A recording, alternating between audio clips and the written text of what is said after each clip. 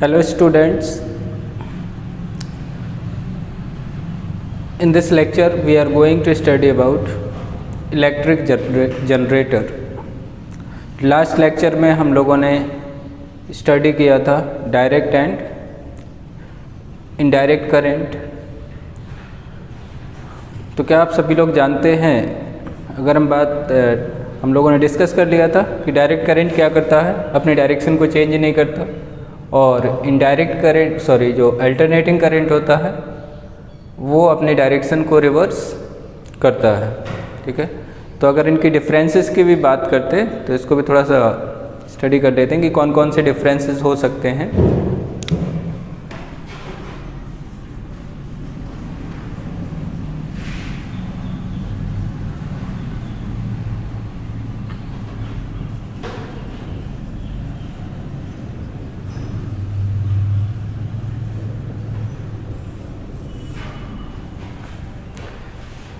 तो पहला डिफरेंस तो यही है कि AC जो होता है वो अपनी पोलैरिटी को चेंज कर लेता है after equal interval of time, और DC अपनी पोलैरिटी को चेंज नहीं कर सकता है।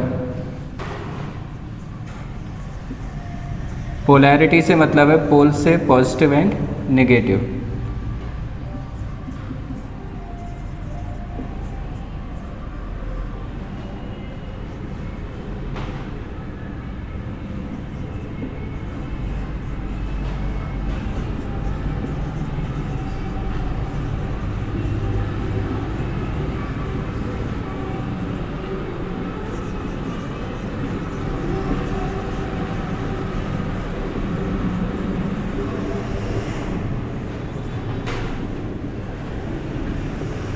DC की अगर हम बात करेंगे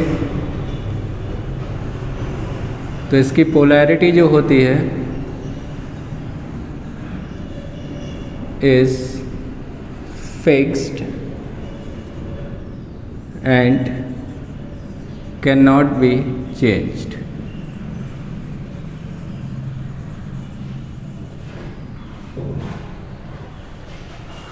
तो AC की पोलैरिटी चेंज होती रहती है, मतलब पॉजिटिव नेगेटिव चेंज होता रहता है, जबकि बैटरी में जो पॉजिटिव होता है वो हमेशा पॉजिटिव टर्मिनल रहता है और जो नेगेटिव होता है वो नेगेटिव रहता है। डिफरेंसेस दूसरा हो सकता है एनर्जी पावर लॉस की वजह से, कि AC में पावर लॉस बहुत कम होते हैं, इसीलिए लॉन्ग डिस्टेंस ट्रांसमिशन में यूज़ होता है। DC में पावर लॉसेस बहुत ज़्यादा होते हैं, इसीलिए हम लोग लॉन्ग डिस्टेंस ट्रांसमिशन नहीं करते हैं। AC has low power losses,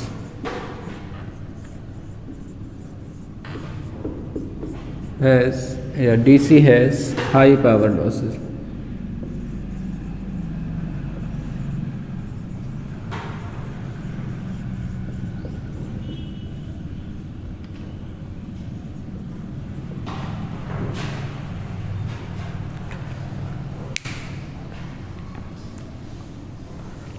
और अगर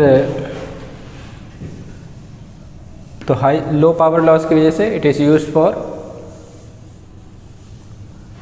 long distance transmission, hence used for long distance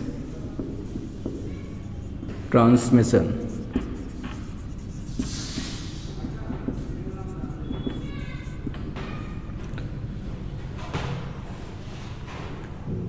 और भी डिफरेंसेस हो सकते हैं इसके,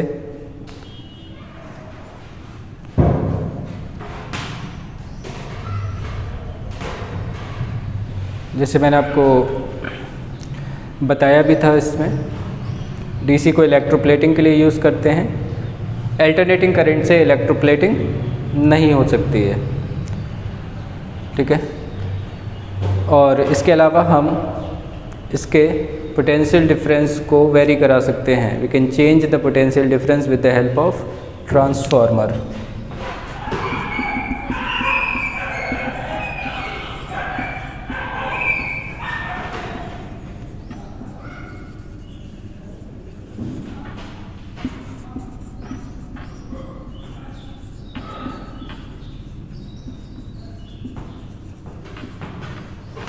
और इसके पोटेंशियल डिफरेंस को हम चेंज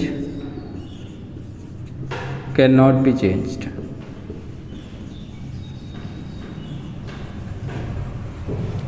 इसके अलावा जो अल्टरनेटिंग करंट होता है ये रिपल्सिव नेचर का होता है, डीसी करंट अट्रैक्टिव नेचर का होता है।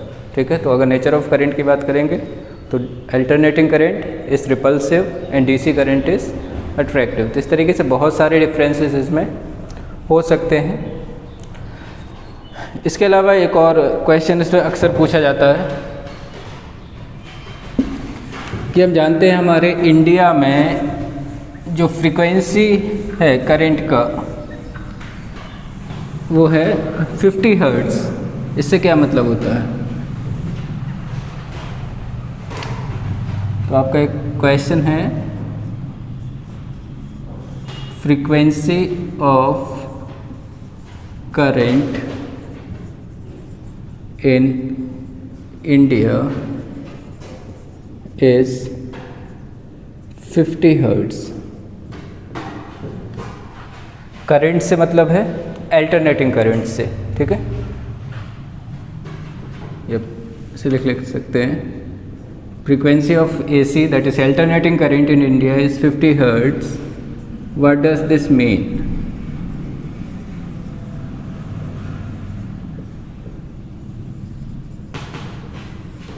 इसका क्या मतलब होता है कि इंडिया में जो करंट है उसकी फ्रीक्वेंसी 50 हर्ट्ज़ है। तो हम लोगों ने क्लास 9th में स्टडी किया था फ्रीक्वेंसी क्या होता है? नंबर ऑफ वेव्स और साइकिल इन 1 सेकेंड। तो अगर किसी भी चीज़ की फ्रीक्वेंसी 50 हर्ट्ज़ है तो इसका मतलब है कि वो कितनी कंप्लीट वेव बना रहा होगा? 50 कंप्लीट वेव बन रही होंगी 1 सेकेंड में। इसका मतलब अगर हम इसका ग्राफ ड्रॉ करते तो कुछ इस टाइप से बन रहा होता, कितना जाएगा? 50।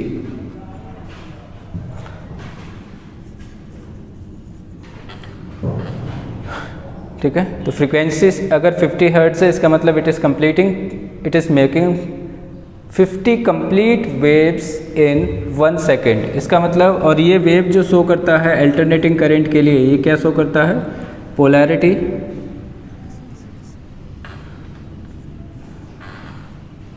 इसका मतलब ये है कि इंडिया में जो करंट है, अल्टरनेटिंग करंट है, वो कितने टाइम्स अपनी डायरेक्शन चेंज करता होगा। अगर 50 कंप्लीट वेव्स बन रही हैं, एक वेव में वो एक बार पॉजिटिव होता है तो एक बार नेगेटिव होता है।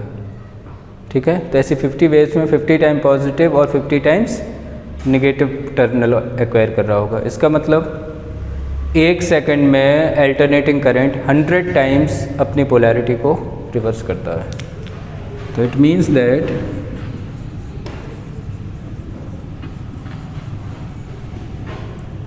Alternating current reverses its direction 100 times in 1 second।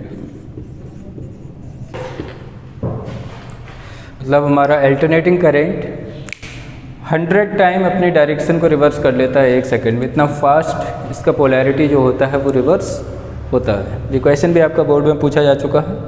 या हम ये बोल सकते हैं कि 1/100th ऑफ ए सेकेंड में एक बार अपनी ये पोलैरिटी को चेंज कर लेता है।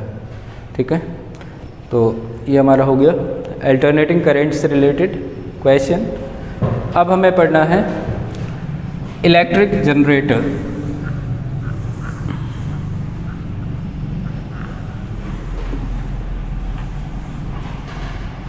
एक और चीज़ हम लोग पढ़ते रहे, इंड्यूस्ड करंट हर जगह बात कर रहे थे। जब से हमने इलेक्ट्रोमैग्नेटिक इंडक्शन स्टार्ट किया है तब से हम लोग पढ़ रहे थे इंड्यूस्ड करंट। ये होता क्या है इंड्यूस्ड करंट? तो इंड्यूस्ड करंट बस उस नाम को या उस करंट को नाम दिया गया है जो प्रोड्यूस होता है एक वायर के मूव करने से या फिर एक मैग्नेट के मूव करने से। ठीक है, तो इस चीज़ को ध्यान रखना है कि induced current is that current which is produced when a wire is moved in magnetic field और magnet is moved in a fixed coil.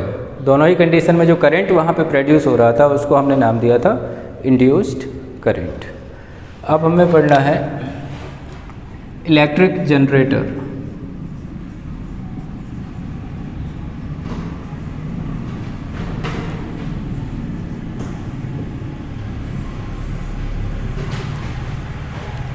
तो मैंने बताया था आपको कि हम लोग इलेक्ट्रिक जनरेटर में यूज़ करने वाले हैं phenomenon of electromagnetic induction. Electromagnetic induction की वजह से ही हम लोगों ने इलेक्ट्रिक जनरेटर को बना पाया और उससे इलेक्ट्रिसिटी प्रोड्यूस करा पाए। तो एक्चुअल में होता क्या है ये, तो electric generator is a device that convert mechanical energy into electrical energy. क्योंकि हमें जनरेटर से क्या मिलता है, इलेक्ट्रिसिटी मिलता है, तो उसको हम बोलते हैं इलेक्ट्रिक जनरेटर। हम लिख सकते हैं it is a device that convert mechanical energy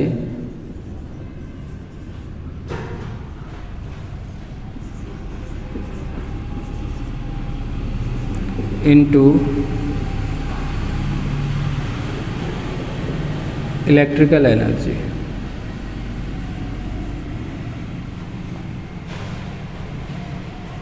ठीक है, तो ऐसा डिवाइस जो क्या करता हो, इलेक्ट्रिकल एनर्जी को मैकेनिकल एनर्जी में कन्वर्ट करता हो, सॉरी मैकेनिकल एनर्जी को इलेक्ट्रिकल एनर्जी में कन्वर्ट करता हो। यहाँ पे मैकेनिकल एनर्जी कैसे, तो हम बात कर सकते, हम जानते हैं जब हम जनरेटर को स्टार्ट करते हैं तो इसकी शाफ्ट को रोटेट कराते हैं, तो वहाँ पे हम लोग वर्क कर रहे हैं और उसके रोटेशन की वजह से क्या होता है, इलेक्ट्रिसिटी जनरेट होती है। और जब हम उस शाफ्ट को रोटेट करते हैं तो एक्चुअल में होता क्या है, हम कहीं ना कहीं कॉइल को या एक ऐसे मान सकते हैं एक वायर को मूव करा रहे हैं मैग्नेटिक फील्ड में, और उसकी वजह से इलेक्ट्रिसिटी जनरेट होती है, या हम बोल सकते हैं इंड्यूस्ड करंट जनरेट होता है। अब बात आता है principle of generator.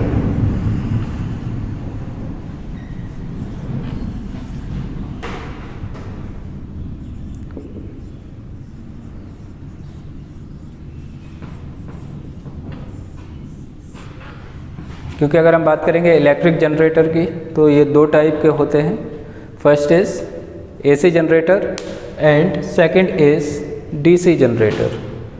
AC generator का क्या प्रिंसिपल होता है,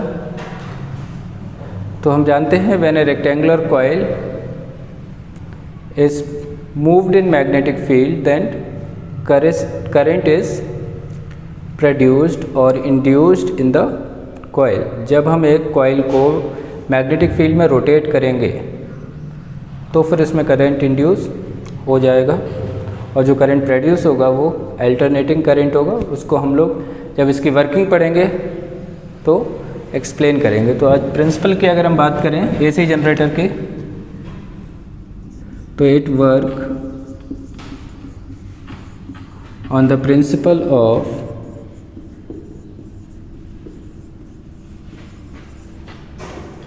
इलेक्ट्रोमैग्नेटिक इंडक्शन।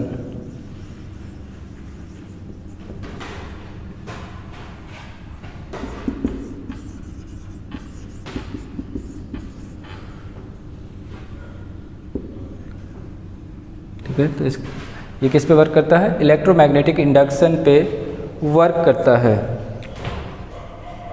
ठीक है, ओके। तो अब इसका अगर प्रॉपर प्रिंसिपल की बात करेंगे तो it works on the principal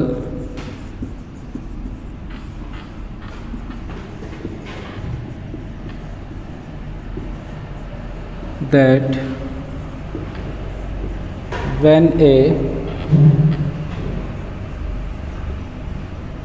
rectangular coil is moved in magnetic field, then current is induced in the coil.